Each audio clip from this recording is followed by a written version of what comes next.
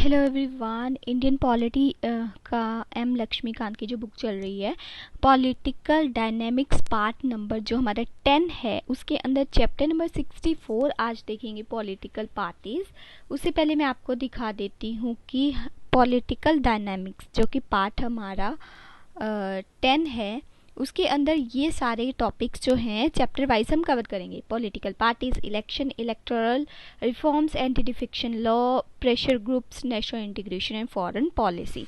अब हम स्टार्ट करते हैं आज पॉलिटिकल पार्टी से, जो कि हमारा चैप्टर नंबर 64 है, according to the 4th edition of the M Laxmikanth, जो कि इंडियन पॉलिटी बुक का नेम है।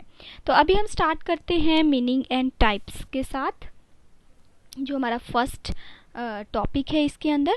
तो इसमें पॉलिटिकल पार्टीज क्या होती हैं, ये एक तरह की वॉलंटरी एसोसिएशंस आप बोल सकते हैं इनको, या फिर और ऑर्गेनाइज्ड ग्रुप ऑफ इंडिविजुअल, ठीक है, जिनके जो पॉलिटिकल थॉट्स होते हैं वो कॉमन होते हैं, ठीक है, एंड ये ट्राई करते हैं कि ये पॉलिटिकल पावर को कैप्चर करके थ्रू द कॉन्स्टिट्यूशनल मीन ये अपने डिज़ायर वर्क को कर सके एंड प्रमोट कर सके नेशनल इंटीग्रेशन। तो ये इनका नेशनल इंटरेस्ट जो है उसको गेन कर सकते, तो ये इनका मेन मोटिव होता है। एंड यहाँ पे हमारे पास पॉलिटिकल पार्टीज़ जो है वो कितनी टाइप की होती हैं, तो वो हमारे पास 4 टाइप की होती हैं, ठीक है।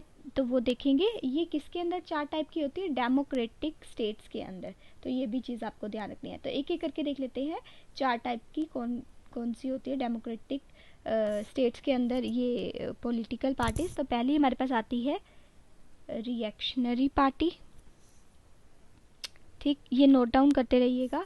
देन हमारे पास आती है conservative parties, then liberal parties, and last one is radical parties,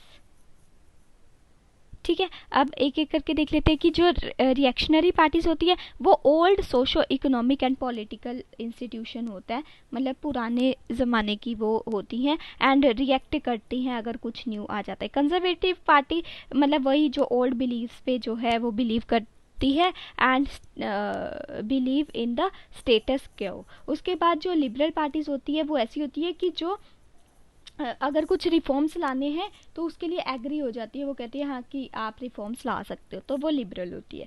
और जो रेडिकल वाली होती है वो उसका एम ये होता है at establishing a new order by overthrowing the existing, मतलब जो पुराने तरीके से चल रही हैं चीज़ें उसको हटा के नई चीज़ें न्यू तरीके से चीज़ें लेके आनी है, ठीक है। इनकी जो क्लासिफिकेशन है पॉलिटिकल पार्टीज़ की आइडियोलॉजीज के बेसिस पे अगर हम देखें तो पार्टीज इसमें हम देख लेते हैं कैसी कैसी हैं। तो रेडिकल पार्टीज की जो हमने देखी, जो 4th वाली थी, उसके अंदर ये इनको जो है वो लेफ्ट में रखा गया है, ठीक है। इसके अंदर कौन कौन सी पार्टीज आती है आपकी, सीपीआई हो गया एंड सीपीएम, तो ये एग्जांपल आपको याद रखने हैं।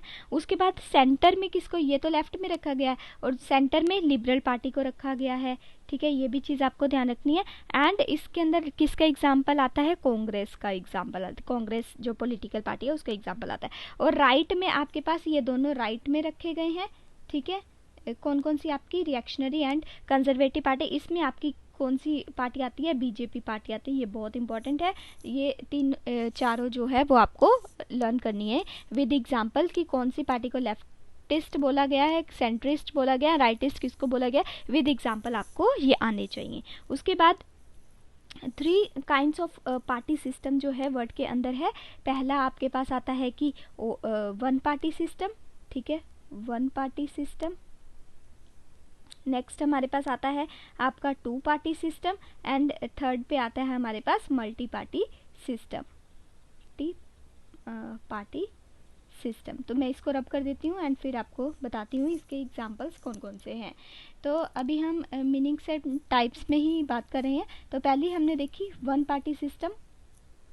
इसमें क्या होता है 1 पार्टी सिस्टम के अंदर कि कोई ओपोजिशन नहीं होती, नो ओपोजिशन, वही एक पार्टी ही रूल करेगी, ठीक है, एंड ओपोजिशन परमिटेड नहीं है उसके अंदर। तो इसके अंदर कौन कौन से एग्जांपल आ गए आपके, यूएसएसआर हो गया, और जो मान लीजिए ये यूरोप है, तो ये जो ईस्टर्न वाली यूरोपियन कंट्रीज़ हैं ये इसका मतलब इसमें ये चलता है वन पार्टी सिस्टम। अभी टू पार्टी सिस्टम की बात कर लेते हैं, जिसके अंदर दो जो है वो मेजर पॉलिटिकल पार्टीज होती हैं, जैसे कि आपके पास एग्जांपल के तौर पे यूएसए एंड ब्रिटेन के अंदर टू पार्टी सिस्टम चलता है। ठीक है, अभी थ्री की बात कर लेते हैं, जिसमें हमने मल्टी पार्टी सिस्टम की बात की।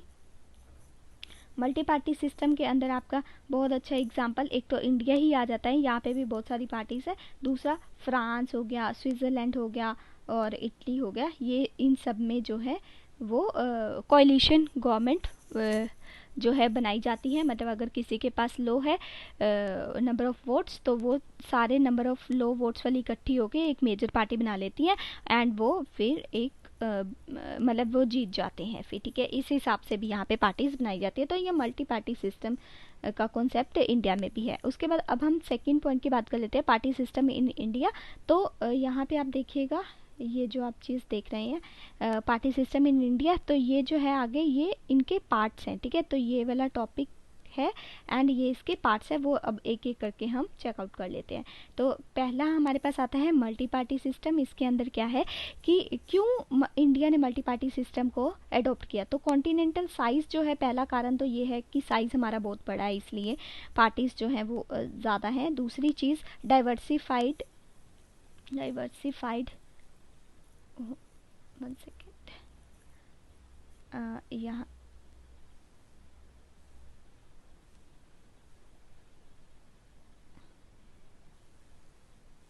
यस यहाँ पे थे हम। तो मल्टी पार्टी सिस्टम पहला जो है साइज़ के कारण, दूसरा जो है diversified character of Indian society.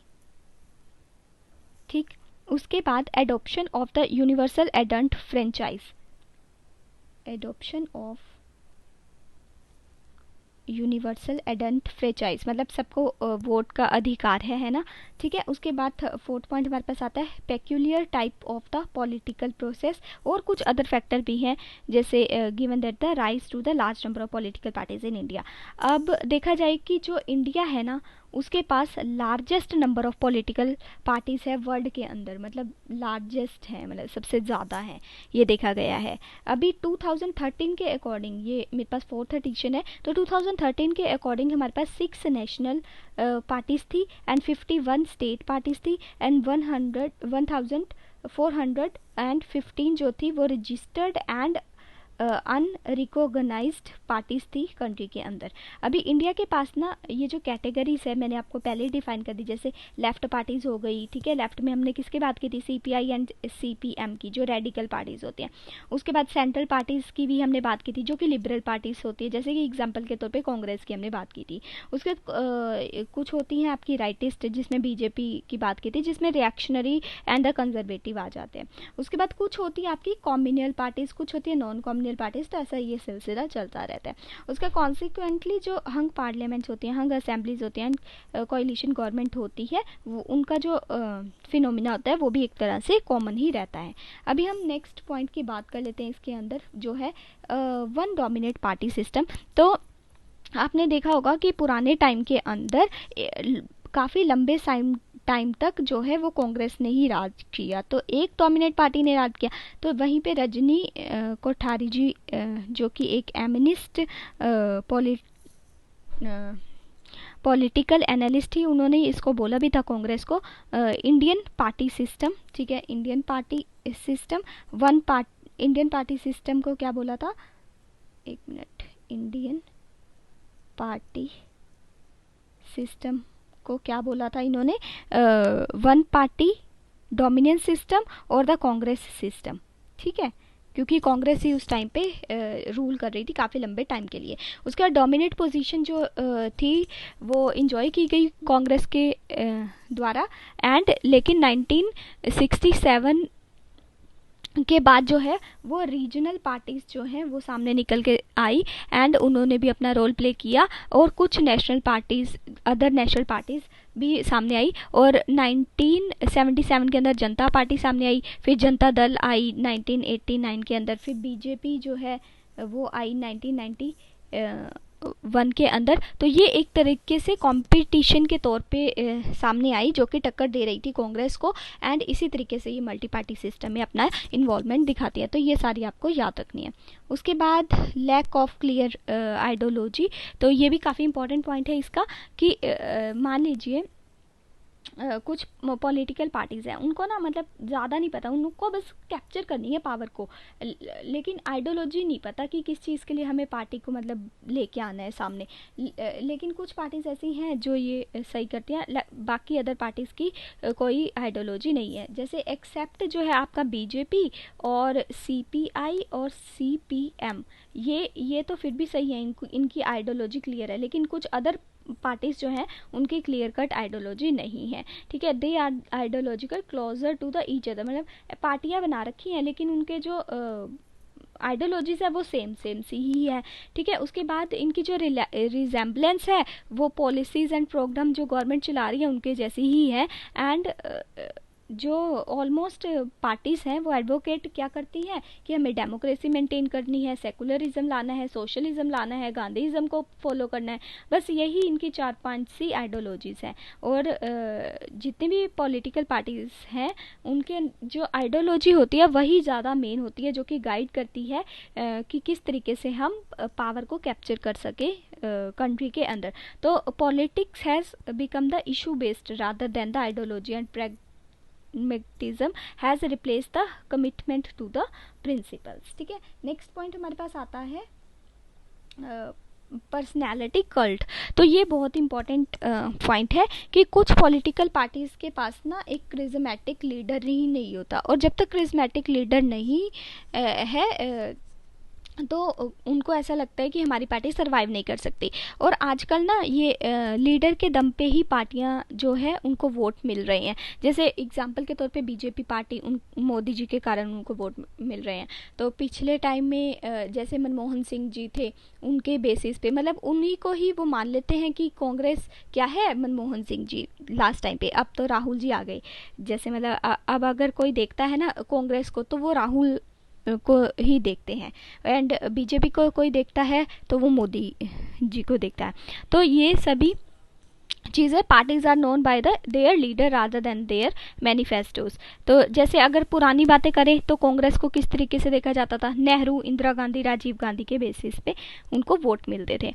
And जैसे AIADMK जो होगी तमिलनाडु में, TDP होगी आंध्र प्रदेश में, उनके जो दोनों के जैसे तमिलनाडु में कौन थे, MG Ramachandran and NT Rama Rao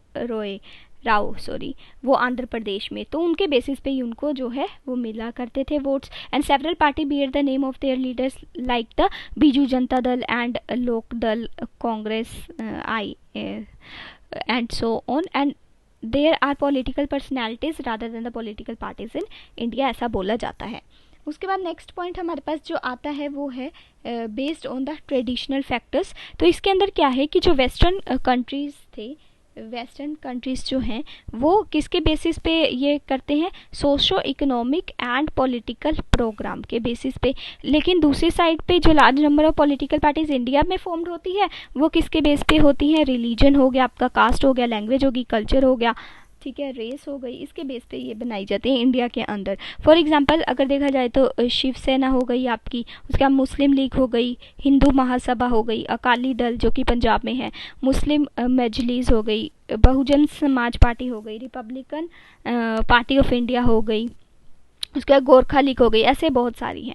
ठीक है, तो इससे क्या होता है कि जो जनरल पब्लिक इंटरेस्ट है वो अंडरमाइन हो जाता है, क्योंकि यहाँ पे हम देख रहे हैं कि ट्रेडिशनल फैक्टर्स जो है इंडिया के अंदर वो इन्वॉल्व हैं। ठीक, उसके बाद नेक्स्ट पॉइंट में हम चलते हैं emergence of the regional parties.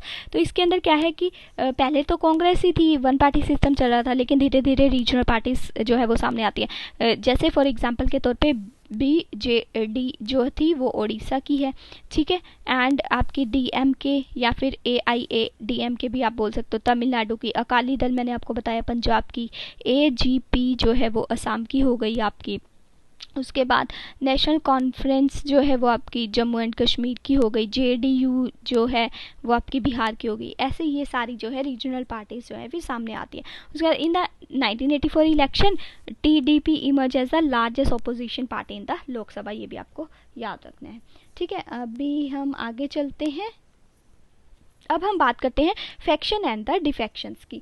तो यहाँ पे हम बात करते हैं फैक्शनिज्म की, डिफेक्शंस की, split, merger, fragmentation and polarisation. इसमें क्या होता है कि मान लीजिए ये एक पार्टी है, ठीक है, ये एक पार्टी है बी एंड ये एक पार्टी है सी। अभी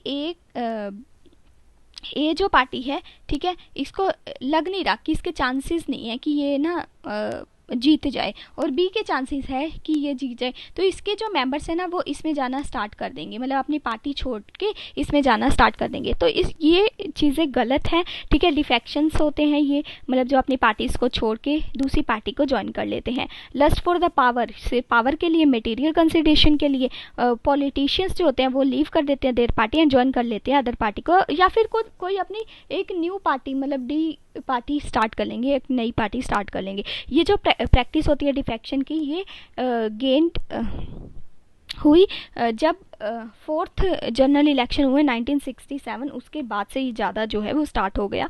एंड ये एक तरीके से सेंटर एंड स्टेट के अंदर डिसइंटीग्रेशन ऑफ पार्टीज जो हो रही थी, ये इनस्टेबिलिटी, पॉलिटिकली इंस्टेबिलिटी जो है वो क्रिएट कर रही थी। तो ये चीज़ें सही नहीं है, इसी के लिए बाद में जाके एंटी डिफेक्शन लॉ भी जो है वो लाया गया। आप मुझे कमेंट सेक्शन में बताइएगा कि कौन सी कॉन्स्टिट्यूशन अमेंडमेंट एक्ट के अंदर इसको लाया गया। तो अगर देखा जाए तो 2 जनता दल बन गए, 2 टीडीपीज बन गई, 2 डीएमकेज, 2 कम्युनिस्ट पार्टी, 2 कांग्रेस, 3 अकाली दल, 3 मुस्लिम लीग्स। तो ऐसे ऐसे ये होते चले गए। अभी नेक्स्ट पॉइंट है हमारे पास lack of the effective opposition. Opposition का होना बहुत ज़्यादा ज़रूरी है अगर किसी कंट्री ने जो है सक्सेस हासिल करनी है पॉलिटिकल पार्टीज़ के अंदर, क्योंकि आप देख सकते हैं कि जो बाहर वाली कंट्रीज़ है, मान लीजिए हम ब्रिटेन का ही एग्जांपल ले लेते हैं, तो वहाँ पे अगर एक पॉलिटिकल पार्टी जो है वो रूलिंग जो है, और दूसरी साइड में जो ओपोजिशन पार्टी है वो भी पूरा इसको टक्कर देती है।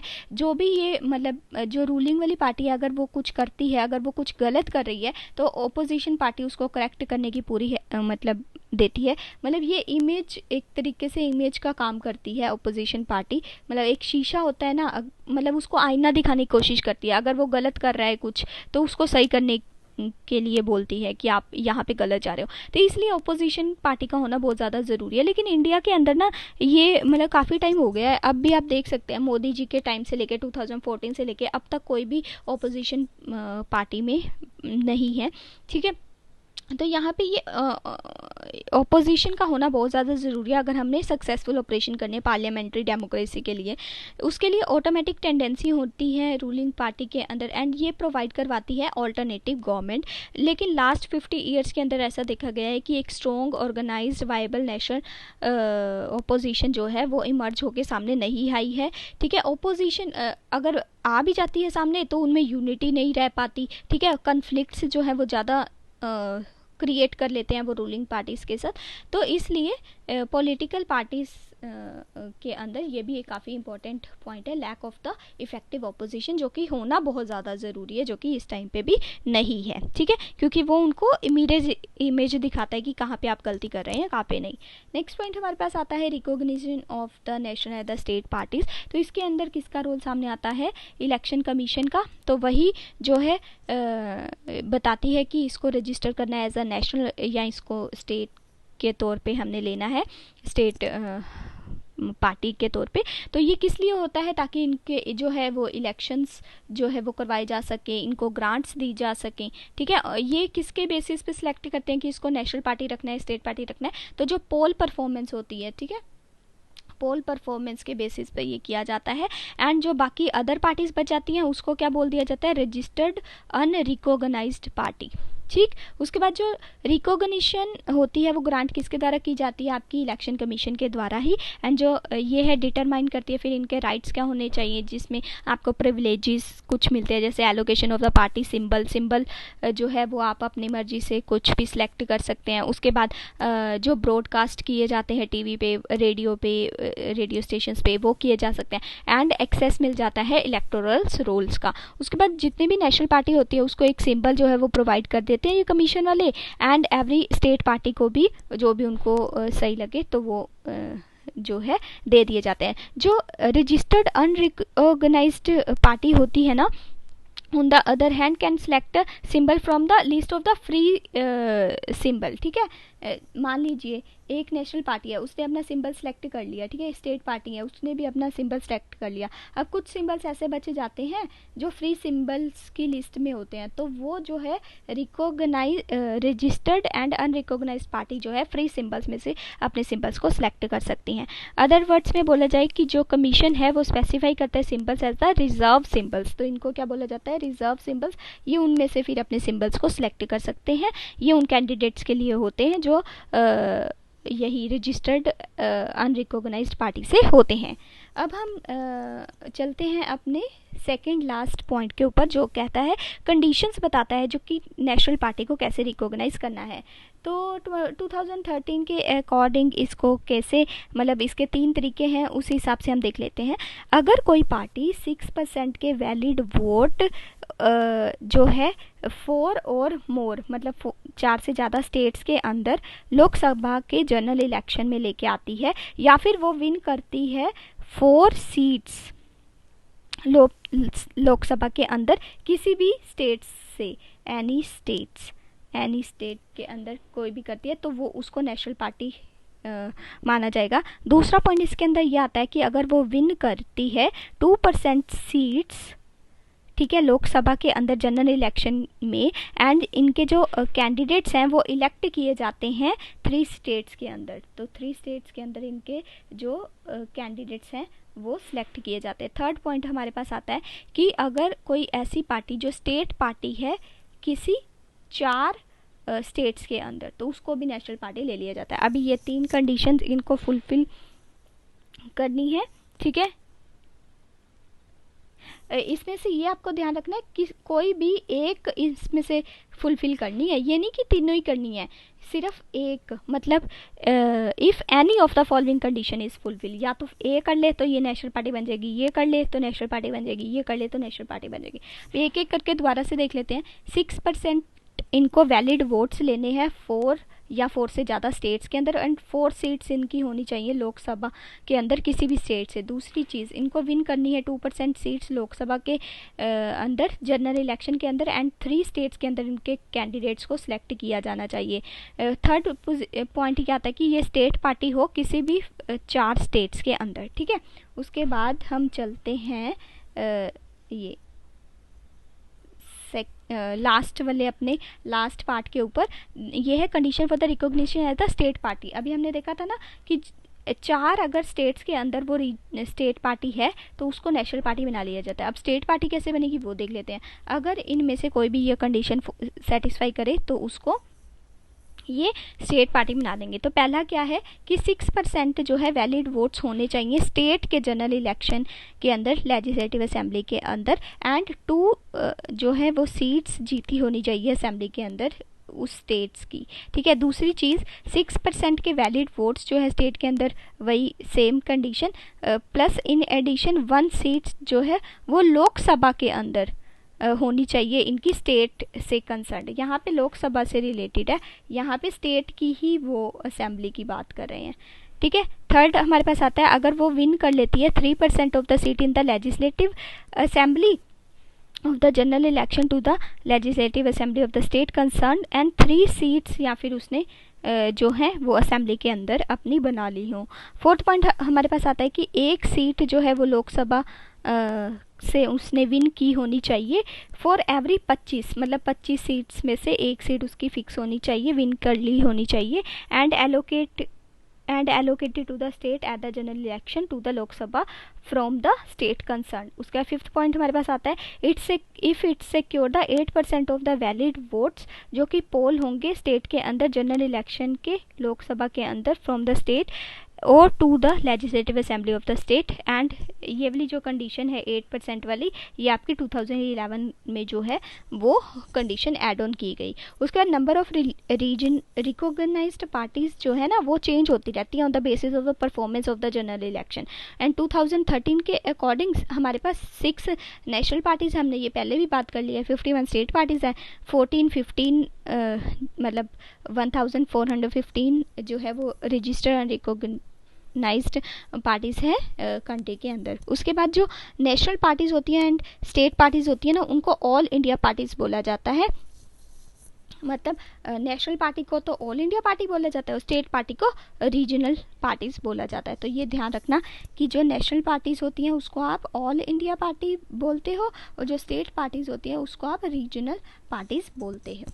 ठीक है, तो यहाँ पे ये वाला हमारा चैप्टर ख़त्म हो गया। अभी हम नेक्स्ट चैप्टर जो है उसको रीड करेंगे जिसके अंदर हम इलेक्शंस की बात करेंगे। तब तक के लिए थैंक यू वेरी मच।